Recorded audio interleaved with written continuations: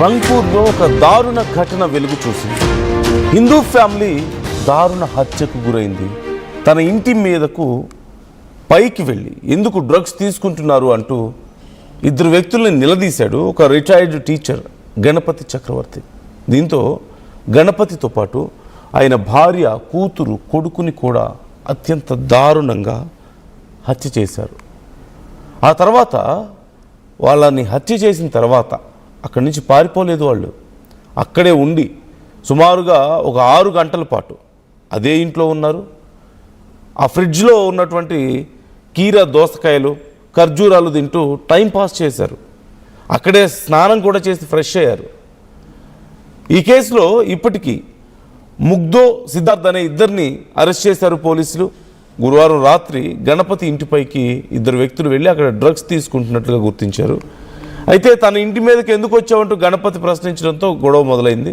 తమను గణపతి గుర్తుపడతాడన్న భయంతోనే ఆయన మెడలో టవల్ బిగించి ప్రాణాలు తీశారట ఆ దుండగులు. ఆ తర్వాత ఆ గొడవ జరుగుతున్న విషయం తెలిసి గణపతి భార్య ప్రీతిలత బిల్డింగ్ మీదకి వెళ్ళింది. ప్రీతిలతను సైతం అదే రీతిలో చంపేశారట. ఆ తర్వాత ఇంట్లోకి వెళ్ళి ఇంట్లో ఉన్నటువంటి గణపతి కూతురు అగామి, కుమారుడు ప్రియం ఇద్దరిని కూడా హత్య చేశారట. దాని తర్వాత సుమారుగా ఒక 6-7 గంటల పాటు అక్కడే ఉండి అక్కడే స్నానం చేసి ఫ్రిడ్జ్లో ఉన్న ఫుడ్ తిని లైక్ డేట్స్, కీరా ఇలాంటివన్నీ తిని రెస్ట్ తీసుకొని ఇంకొంచెం అక్కడ డ్రగ్స్ తీసుకొని ఆ తర్వాత అక్కడి నుంచి వాళ్ళ మృతదేహాలను కూడా ఇదేదో ఒక దొంగతనం జరిగింది, దొంగతనం కోసం వచ్చి ఈ హత్య చేశారు అన్నట్లుగా దాన్ని క్రియేట్ చేసి, అంటే వాళ్ళ మృతదేహాలని అక్కడ దూరంగా స్టెప్స్ మీద అలా పడేసి అక్కడి నుంచి వెళ్ళిపోయారట. అయితే ఈ విషయం తెలిసి వీళ్ళ నలుగురికి సంబంధించిన ఫోన్స్ స్విచ్ ఆఫ్ వస్తూ ఉన్నాయి. ఫ్యామిలీ మొత్తం ఫోన్స్ స్విచ్ ఆఫ్ వస్తూ ఉన్నాయి. ఎంతసేపటికి ఎవరి ఫోన్లో ఆన్ అవ్వడం లేదు. ఇక్కడ మరొక కీలకమైన విషయం, ఆ ఫోన్లని డిటర్జెంట్ వేసి డిటర్జెంట్ వాటర్లో వేసి ఆ డిటర్జెంట్ వాటర్లో ఫోన్లు వేస్తారట. ఎందుకు? ఫోన్లు పనిచేయకుండా అసలు ఎలాంటి ఎవిడెన్స్ దొరకకుండా ఉండాలనే ఉద్దేశంతో. ఎంతసేపటికి వాళ్ళ ఫోన్లు ఆన్ అవ్వట్లేదు, స్విచ్ ఆఫ్ వస్తూ ఉన్నాయి. ఎంతమంది కాల్ చేసినా డౌట్ వచ్చి పోలీసులకు కాల్ చేస్తే పోలీసులు వచ్చి చూసేసరికి అక్కడ అంత దారుణం కనిపించింది. సో ఈ అంశానికి సంబంధించి ఇప్పటికే ఆ ఇద్దరిని కూడా అదుపులోకి తీసుకున్నట్లుగా తెలుస్తుంది. ఈ ఘోరానికి సంబంధించి ఇప్పుడు మొత్తం హిందూ సమాజం అంతా కూడా ఒక్కసారిగా ఉలిక్కి పడింది. అయితే ఇక్కడ మొదట్లో ఇదేమైనా హిందువుల మీద కక్షపూరితంగా చేసిన పని అని చెప్పి అనుకున్నారు. ఆ తర్వాత ఇది డ్రగ్స్కి బానిసలైనటువంటి ఒక ఇద్దరు యువకులు చేసినటువంటి పని. అదిగో అక్కడ మీకు కనిపిస్తున్నారు కదా, దే ఆర్ వెరీ యంగ్. వాళ్ళు చేసిన పని అంటూ గుర్తించారు.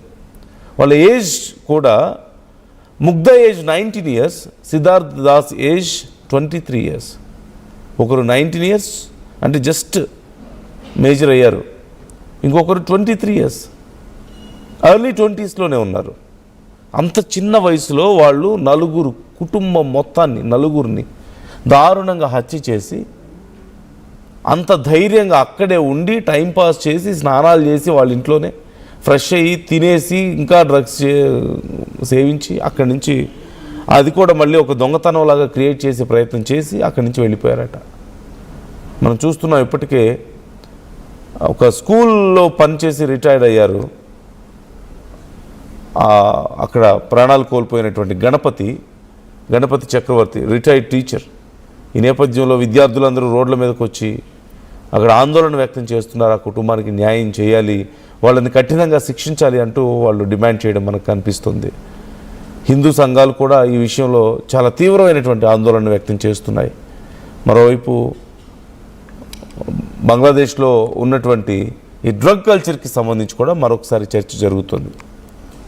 సో ఈ అంశాన్ని మరింత క్లియర్గా నేను మీకు చెప్పే ప్రయత్నం చేస్తాను. ఒకసారి అసలు ఏం జరిగింది, ఎలా జరిగింది అనేది మరింత క్లియర్గా ఒకసారి మనం చూస్తే, రంగ్పూర్, బంగ్లాదేశ్లో రంగ్పూర్ నగరంలో మచువాపారా దాస్పారా అనేటువంటి ప్రాంతం, అక్కడ ఒక రిటైర్డ్ టీచర్ ఫ్యామిలీ ఉంటున్నారు. గణపతి చక్రవర్తి ఆయన పేరు, 65 years old. ఆయన భార్య ప్రీతిలత 50 years old, ఆయన కుమార్తె అగామి, కుమారుడు ప్రియం, వీళ్ళందరూ ఒక ఫ్యామిలీ. అదిగో మీకు స్క్రీన్లో కనిపిస్తున్నారు. కుమారుడు చాలా చిన్న పిల్లవాడు, ఆయన కుమార్తె కూడా షీ వెరీ యంగ్. అయితే వాళ్ళందరూ ఆవిడ ఉంటున్న సమయంలో ఎవరో ఒక ఇద్దరు యువకులు ఇంటి పైకప్పు మీద కనిపించారట. ఆయనకి కనిపిస్తే గణపతి చక్రవర్తి పైకి వెళ్ళి ఎవరు మీరు, ఇక్కడ ఎందుకున్నారు అని చెప్పి వాళ్ళని క్వశ్చన్ చేశారు. అదే టైంలో వాళ్ళు డ్రగ్ తీసుకుంటున్నారు. అక్కడ యబా అనేటువంటి ఒక కైండ్ ఆఫ్ డ్రగ్ అవైలబుల్ ఉంది. సో ఆ డ్రగ్ తీసుకుంటున్నారట. అదే ఆయన గుర్తించి మీకు ఎంత ధైర్యం ఉంటే మా ఇంటి మీదకి వస్తారు, ఇక్కడ ఎందుకు వచ్చారు, అసలు ఇక్కడి నుంచి వెళ్ళిపోండి, ఇక్కడ అసలు డ్రగ్స్ తీసుకుంటారా మీరు, నేను కంప్లైంట్ చేస్తాను అని చెప్పి వాళ్ళ మీద సీరియస్ అయ్యాడు. సీరియస్ అయితే వెంటనే వాళ్ళిద్దరూ ముగ్ధదాస్ అలాగే సిద్ధార్థ్, వీళ్ళిద్దరూ ఈయన మనల్ని గుర్తుపట్టేశాడు, మనం డ్రగ్స్ తీసుకుంటున్న విషయం కూడా చూశాడు కాబట్టి బయట చెప్తాడేమో అని భయపడి అతని మీద కోపంతో అటాక్ చేశారు. అతని మెడలో ఒక టవల్ గట్టిగా బిగించి అతనికి ఊపిరాడకుండా చేసి అక్కడే అతని ప్రాణాలు తీశారు. పైన ఏదో అలికిడైనట్లుంది ఇంటి మీద అని చెప్పేసి డౌట్ వచ్చి అక్కడికి ఆయన భార్య కూడా వెళ్ళారు, ప్రీతిలత. తను కూడా వెళ్ళి ఏం జరిగింది అని చూసేలోపు తన భర్తని అలా టవల్తో గొంతు బిగించి ప్రాణాలు తీశారు అనేది చూసి ఒక్కసారిగా షాక్ అయిపోయారు. గట్టిగా అరిచే ప్రయత్నం చేస్తే వెంటనే ఆవిడ మీద కూడా అటాక్ చేసి ఆవిడ గొంతుకు కూడా టవల్ని బిగించి ఆవిడ ప్రాణాలు కూడా తీశారు. ఇక అక్కడి నుంచి వీళ్ళిద్దరిని మనం చంపేశాం, ఇక ఇంట్లో ఇంకెవరు ఉన్నారేమో, వాళ్ళు మళ్ళీ ఏం జరిగింది ఏంటి అనేది గమనిస్తారు అని చెప్పి ఇంట్లోకి వెళ్ళారు. అక్కడ వాళ్ళ డాటర్ అండ్ సన్ కనిపించారు, అగామి అలాగే ప్రియం ఇద్దరు. వాళ్ళ డాటర్ టీనేజ్లో ఉన్నారు, వాళ్ళ సన్ ఇంకా చిన్న పిల్లవాడు పాపం. అదిగో మీకు స్క్రీన్లో చూడండి ఎంత చిన్న పిల్లవాడు. వాళ్ళు కనిపించారు. వెంటనే వాళ్ళ మీద కూడా చాలా దారుణంగా అటాక్ చేసి వాళ్ళిద్దరినీ కూడా చంపేశారు అక్కడే. ఆ తర్వాత జనరల్గా ఆ డ్రగ్ మత్తు వల్ల లేకపోతే తమ విషయం డ్రగ్ తీసుకుంటున్నారని బయటపడుతుందన్న భయం వల్ల ఇలా ఒకవేళ చేసిన తర్వాత జనరల్గా ఎవరైనా ఏమవుతుంది, ఆ డ్రగ్ ఇన్ఫ్లుయెన్స్ తగ్గిన తర్వాత అక్కడి నుంచి పారిపోతారు, లేకపోతే ఆ ఇన్సిడెంట్ తర్వాత అక్కడి నుంచి పారిపోతారు, జనరల్గా భయపడిపోతారు, పారిపోతారు. కానీ వీళ్ళు అలా చేయలేదు, దే ఆర్ వెరీ నార్మల్.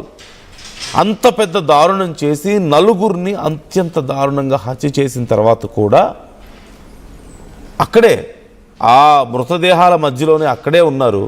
సరదాగా టీవీ పెట్టుకొని సినిమాలు చూశారట, అక్కడే స్నానం చేశారంట, వాళ్ళ ఇంట్లోనే స్నానం చేసి ఆ ఫ్రిడ్జ్లో ఉన్న డేట్స్ కీరా అలాంటివి తిని రిలాక్స్ అయ్యి ఆ తర్వాత మళ్ళీ కొంచెం ఆ డ్రగ్ తీసుకున్నారట.